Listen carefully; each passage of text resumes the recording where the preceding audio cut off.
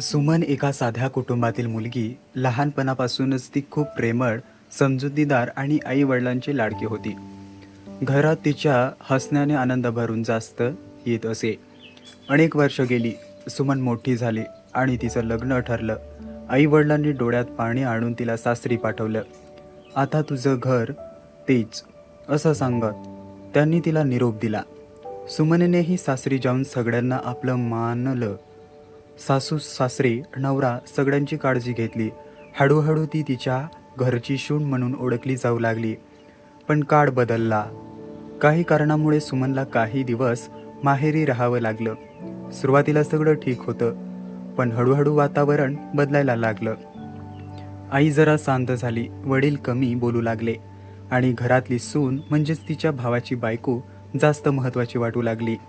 एक दिवस सुमनने स्वयंपाक केला होता, पण कोणी खास कौतुक केलं नाही.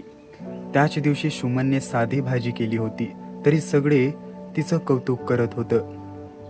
सुमनच्या मनाला चटका बसला. हे माझं घर आहे ना, मग मी परकी का वाटते? तिने स्वतःलाच प्रश्न विचारला. रात्र झाली. सुमन आईजवळ बसली. डोळ्यात पाणी होतं. ती म्हणाली, आई, मी इथे असताना मला असं का वाटतंय की मी या घराची राहिली नाही? आई काही क्षणात शांत राहिली. तिच्या डोळ्यातही अश्रू होते.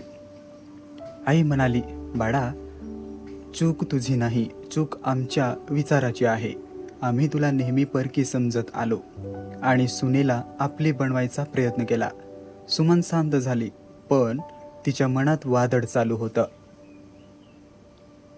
दुसऱ्या दिवशी वडिलांनी सुमनला जवळ घेतलं आणि म्हणाले, आम्ही फक्त मुलगा वाढवला असं वाटत होतं, पण खरं तर आम्ही एक मुलगीच आयुष्य घडवलं आणि तिलाच दूर केलं. त्या दिवशी घरात एक मोठा बदल झाला. आई वडिलांनी सुमनला पुन्हा तसंच प्रेम दिलं आणि सुनेलाही मुलीसारखंच मान दिलं.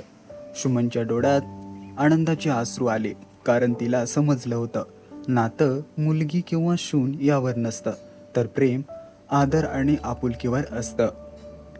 ही कथा कशी वाटली? जर आवडली असेल तर व्हिडिओला लाईक करा आणि असेच नवनवीन व्हिडिओ पाहण्यासाठी या चॅनलला सबस्क्राईब करा.